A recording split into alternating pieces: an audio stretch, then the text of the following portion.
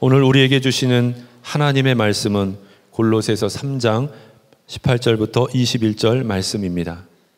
아내 되니 여러분, 남편에게 순종하십시오. 이것이 주님 안에서 합당한 일입니다. 남편 되니 여러분, 아내를 사랑하십시오. 아내를 모질게 대하지 마십시오. 자녀 되니 여러분, 모든 일에 부모에게 복종하십시오. 이것이 주님을 기쁘게 해드리는 일입니다. 어버이 되니 여러분, 여러분의 자녀들을 격분하게 하지 마십시오. 그들의 의기를 꺾지 않아야 합니다. 아멘. 어느 할머니가 동창 모임에 다녀오시더니 할아버지에게 갑자기 화를 내셨대요. 나만 있어! 나만 있어! 뭐가 있는지 할아버지가 당황해서 보니까 자기만 남편이 있다고. 할머니가 동창회 나갔는데 다 남편 없이 편한데 나만 남편이 있다고 막 할아버지에게 역정을 내셨다는 거예요. 굉장히 심각한 이야기인데 웃음이 나는 건, 예전에 또 어느 권사님이, 제가 아는 권사님인데요, 우리 교회는 아니에요. 그런데 권사님이 남편을 보내시고 장례식을 잘 치르셨어요. 그런데 장례 후에 얼굴이 너무 밝아지신 거예요. 그래서 아니 권사님 어떻게 괜찮으세요? 그랬는데 남편이 저를 너무 힘들게 해가지고 남편이 없으니까 너무 좋아요. 이게 슬프지만 웃음이 나는 참 안타까운 이야기입니다. 여러분 가정 평안하십니까? 여러분 가정 정말 행복하십니까? 예수님이 주시는 평강이 여러분에게 있으시길 바랍니다.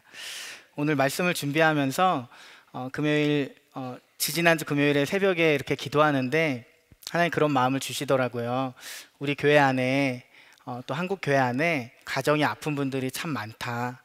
그래서 정말 눈물을 많이 주시고, 그 금요일이었어요. 그래서 금요일 저녁에 성령 집회 제가 항상 저쪽에 이제 앉아서 이렇게 성도님들을 보는데 마음에 긍휼한 마음이 많이 생겼습니다. 여러분 쉽지 않지만 여러분 힘내시기 바랍니다.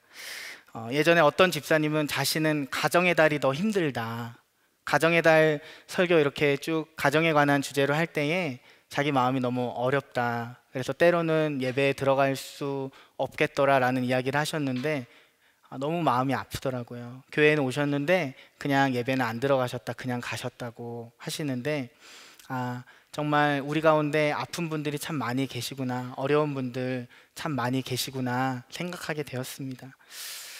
우리 가운데에는 남편과 아내가 있는 분도 계시지만 그렇지 않은 분도 계십니다. 또 있는데 자기를 너무 힘들게 하고 어렵게 하는 남편, 어렵게 하는 아내를 두신 분도 있습니다.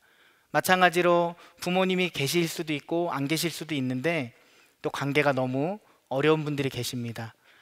자녀분들 있는 분들도 계시고 없는 분들도 계신데 어려운 분들 참 많이 있습니다. 오늘 골로새서 말씀은요, 지난주에 이어지는 말씀입니다.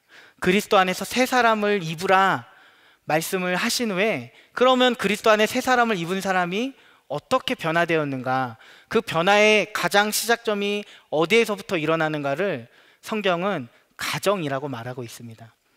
새 사람을 입은 사람이 변화되는 첫 번째 장소는 직장도 아니고 사회도 아니고 가정이라고 하는 것입니다. 여러분, 주님은 우리를 있는 그대로 사랑하시는 것이 맞죠. 그런데 있는 그대로 살게 하시지는 않습니다. 마찬가지로 주님은 우리 가정을 있는 그대로 사랑하십니다. 주님 있는 그대로 사랑하셔요. 그런데 주님 원하시는 것은 있는 그대로 살게 하시지는 않는다는 것입니다. 오늘 말씀은 굉장히 단순합니다. 18절부터 21절 보면은 아내들아 남편에게 복종하라, 이는 주 안에서 마땅하니라. 남편들아 아내를 사랑하며 괴롭게 하지 말라.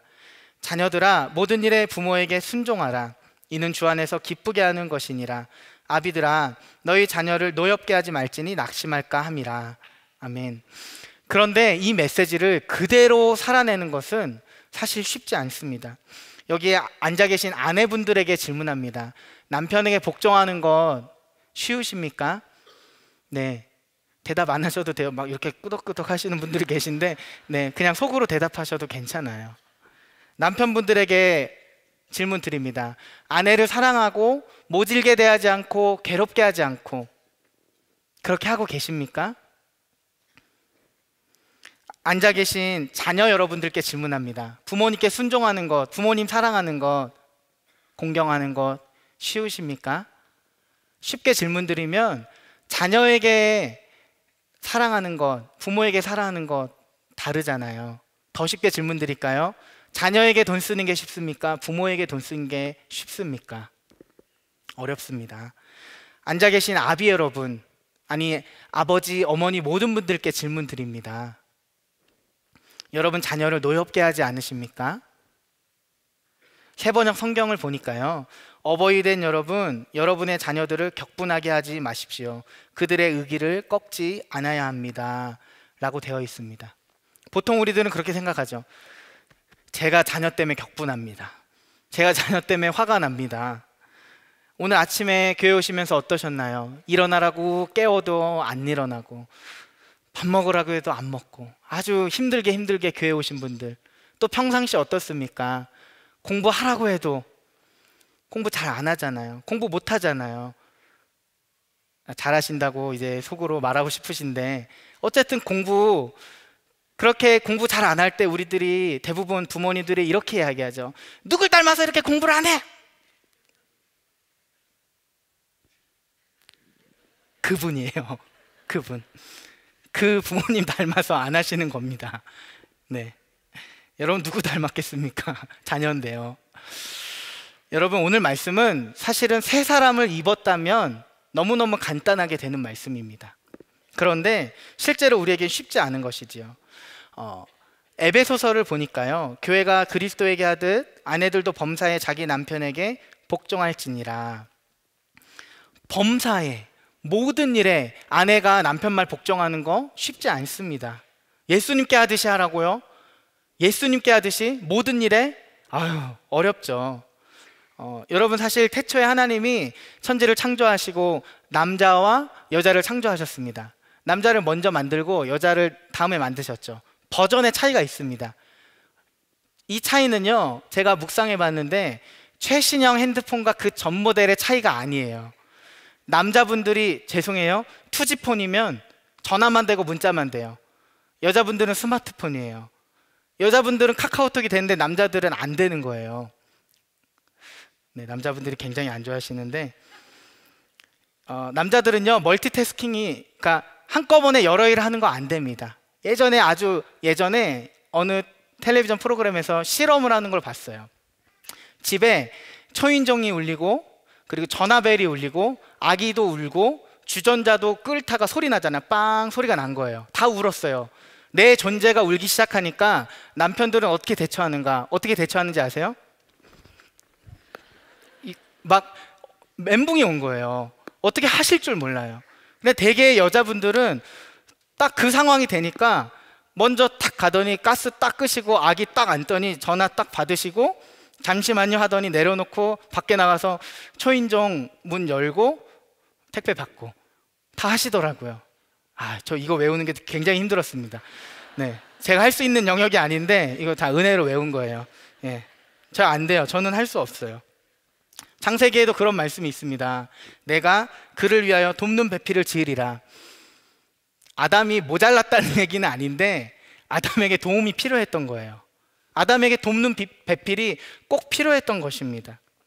그래서 남자들은 사실 손이 많이 가요. 손이 많이 갑니다. 네, 되게 남자들 판단이 이성적이고 합리적인 건 맞습니다. 잘 하셔요. 똑똑하십니다. 그런데 남자랑 여자랑 부부가 같이 판단을 내릴 때 보면은 되게 여자분들 판단이 맞더라고요. 제가 아는 장로님이 전 교회에서 좀 이렇게 투기를 하신 건 아닌데 사는 집마다 잘 된 거예요. 잘 이렇게 투자를 하신 건 아닌데, 투기를 하신 건 아닌데 집들이 계속 뛰었어요. 근데 사실은 많이 싸우셨대요. 그 장로님은 팔아야 그냥 이거 뭐 별로 안 돼 이러면서 팔자고 하시고, 그 권사님, 그 여자 권사님 이거 절대 팔면 안 돼 막 이렇게 두 분 했는데 나중엔 결국 잘 된 거예요. 네, 남자분들이 지금 나도 그런 아내가 있었으면 막 이런 표정이신데, 여러분 아무튼 아내가 남편의 말에 순종하고 복종하는 것이 사실은 우리의 본성은 거스르는 것입니다. 이거 나는 죽고 예수로 살지 않으면 안 돼요. 성령 충만하지 않으면 할 수가 없는 일입니다. 그런데 아내된 여러분, 남편분의 마음을 혹시 생각해 보신 적 있으십니까? 남자들은 뭘 먹고 사는지 아십니까? 남자들은요, 인정을 먹고 삽니다. 그래서 예전에 보면은 주군을 위하여 목숨 거는 신하들이 있잖아요. 주군이 계속 잘해준 게 아니에요. 한 번 인정해 준 거예요. 그런데 목숨을 겁니다. 왜? 남자들은 자기를 인정해 주는 존재를 사랑하기 때문입니다. 바보 온달과 평강공주가 괜히 나온 것이 아니에요. 바보 온달인데 평강공주가 지지해 주고 격려해 주니까 나라를 구하는 장군이 되었습니다. 사실 아내분들도 당연히 쉽지 않은 삶을 다 살고 계시지만 남편분들이 생각보다 쉽지 않은 삶을 살고 계십니다. 제가 가끔 부부 신방을 할 때 어떤 분들은 어깨가 너무 무거운 게 느껴져요. 남편분이 가장으로 또 아버지로서 또 가정을 이끌어가는 것에 대해서 너무 큰 부담이 있는 거예요. 왜 잘해주고 싶지 않겠습니까? 남편분들이 정말 최선을 다해 살고 계세요. 그런데 잘 안 될 때가 있는 것이죠. 그럴 때 너무 큰 억눌림이 있는 분들이 계십니다. 그러나 아내분들이 그런 남편분들을 인정해 주시면요, 그 남편분 결코 망하지 않습니다. 주 안에서 혹시 넘어져 있어도 주 안에서 다시 일어날 힘을 얻는 것이지요. 그러면 남편분들은 어떻습니까? 남편분들 아내를 사랑하며 괴롭게 하지 말라고 골로새서에서는 말씀하셨는데, 에베소서에는 이렇게 기록되어 있습니다. 남편들은 아내 사랑하기를 그리스도께서 교회를 사랑하시고 그 교회를 위하여 자신을 주심같이 하라. 여러분, 예수님이 교회를 어떻게 사랑하셨죠? 자기 몸을 내어주시기까지, 십자가에 못 박혀 죽기까지 사랑하셨습니다. 초대 교부 중에 크리스토스톰이라는 사람이 이런 말을 썼어요. 들어보세요. 그리스도께서 교회를 돌보듯이 그대도 아내를 돌봐주어라. 그리고 그대가 아내를 위해 목숨을 버릴 필요가 있거나 몇천 조각으로 토막이 나야 하거나 무엇이든지 참아야 하거든 그것을 거절하지 말라. 주님은 협박이나 공포나 그러한 것으로가 아니라 위대한 돌보심으로 교회를 자기 발밑에 복종케 한 것이니 그대도 그대의 아내에 대해 그렇게 하라. 아내를 위하여 몇천 조각으로 토막이 나도 아내를 위해 참아야 하거든 그렇게 하라. 아내분들이 굉장히 좋아하고 계세요 지금. 여러분, 남자들에게 그런데 쉽지 않습니다. 지금도 남자분들에게 정말 그런 사랑을 해라 하면은 자신 없습니다. 쉽지 않습니다. 여러분, 그런데 생각해 볼 것은요, 바울이 그 말씀을 선포하던 시대, 그때 유대 사회는 어땠냐면요, 유대 사회는 아내는 남편에게 이혼을 요구할 수 없습니다.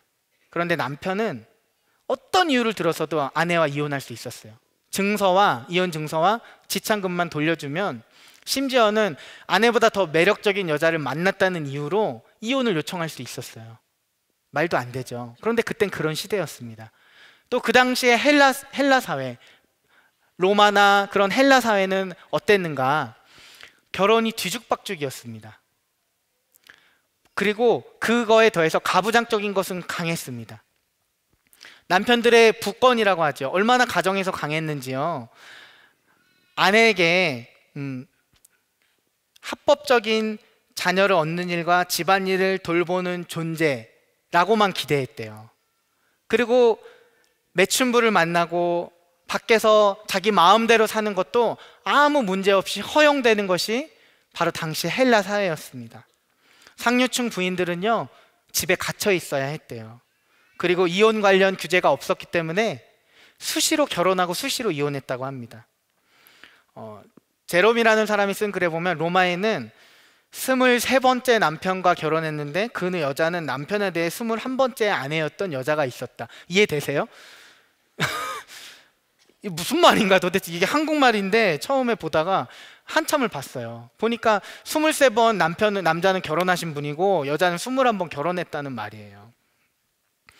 여러분, 그 사회에 정말 지조 있고 순결한 그런 고귀한 사랑이 없었다는 말이 아니라 있지만 사회 전체적으로는 순결은 보이지 않았습니다. 결혼은 거의 무너져 있었던 시대였습니다. 그런 시대에 그런 가정 행복했을까? 그렇지 않았겠죠. 그런데 오늘날에도 사실은 마찬가지인 것 같습니다. 세상 사람들은 가끔 말합니다. 어떻게 한 여자만 사랑하냐. 심지어 이렇게까지 이야기합니다. 아무 잡은 고기에게 먹이를 줘야 됩니까? 여러분 잘 몰라서 그러는데 잡은 고기도 먹이 줘야 돼요. 물고기 안 키워보셨습니까? 먹이 줘야 됩니다. 그리고 아내가 왜 물고기입니까? 고기입니까? 아내는 하나님이 주신 돕는 배필입니다. 하나님 말씀하셨습니다. 죽기까지 사랑해라. 왜 그렇게 말씀하셨는가? 남자가 인정으로 산다면 여자는, 아내는 사랑으로 살기 때문입니다. 그래서 여자들에게 있는 항상 두려움은 내가 사랑받지 못하면 어떡하지? 내가 결혼할 때 처음 그 모습이 변하고 주름도 생기고 모습이 너무 변했는데 남편이 나를 사랑해주지 않으면 어떡하지? 그런 두려움이 있습니다. 하지만 남편의 사랑을 받는 분들은 사실은 굉장히 행복할 수 있죠. 여러분 가장 가까운 사람과의 관계가 여러분 하나님과의 관계가 그대로 반영된다는 것 알고 계십니까? 저는 그래서 제 믿음의 바로미터를, 제 믿음의 척도를 제 아내로 봅니다. 제 자녀들로 봅니다. 왜냐하면 어느 날 그냥 아내가 싫은 건 아니에요. 그런데 그냥 소원해질 때가 있어요. 100% 하나님과 제 관계가 소원할 때입니다.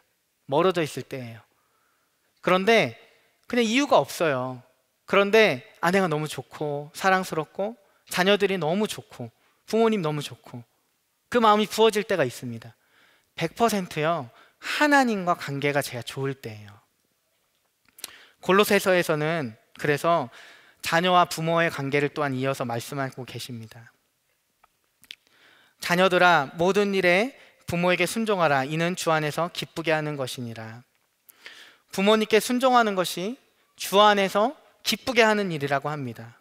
여러분 주님을 기쁘게 하고 싶으시죠? 내가 사랑하는 주님, 주님을 정말 기쁘게 하고 싶으시다면 여러분 부모님을 공경하면 됩니다. 참 쉬운 일이 아닙니다. 자녀들에게는 없는 가운데에서도 자녀들에게 주지요. 그런데 부모님들께는 내가 있어도 부모님들 걸 뺏어오는 것이 자녀와 부모의 관계입니다. 사랑하는 성도 여러분, 질문 드립니다. 부모 공경 꼭 돈으로 해야 될까요? 돈으로 해야 됩니다.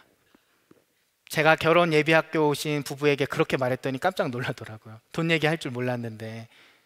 그런데 여러분, 부모님 그렇게 섬겨야 됩니다. 제가 드리려는 말씀은 뭐 현금을 드리고 뭐 이런 이야기만을 하는 것이 아니라 정말 마음이 담긴 섬김을 부모님께 해야 된다는 것이죠. 저희 교구에도 보면요, 다른 형제들 정말 잘 사는데 믿지 않는 형제들, 그런데 믿는 형제들이, 권사님 집사님들이 아프고 이제 나이 드신 부모님 모시는 것을 많이 봤습니다. 왜 그럴까요? 돈이 있어서가 결코 아니에요. 뭔가 풍족한 삶이라서 아니요, 더 어려워요. 그런데 더 최선을 다해서 부모님 공경합니다. 왜? 그것이 주님 안에 마땅한 것을 잘 아시기 때문에, 그것이 주님을 기쁘시게 하는 일임을 알기 때문에 합니다. 제가 말씀을 준비하는데요, 주님이 주시는 마음이 있었는데 그것은 오늘 이 자리에 앉아 계신 여러분들 가운데 혹시 부모님과 어려운 관계에 있으신 분들 계십니까? 주님이 아버지를, 어머니를, 또 혹시 아버지 어머니가 아니어도 키워주신 뭐 할머니나 고모, 삼촌, 이모, 그럴 수 있잖아요. 그분들이 부모들이죠. 그 부모님과 어려웠던 마음을 예수님 안에서 씻어내라고 말씀하시는 것 같아요.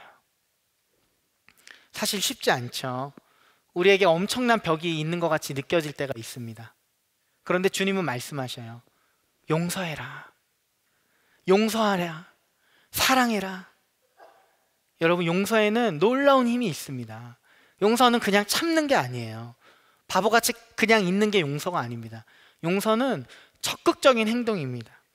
그리고 용서에는 파괴된 관계를 회복시키는 놀라운 힘이 있습니다.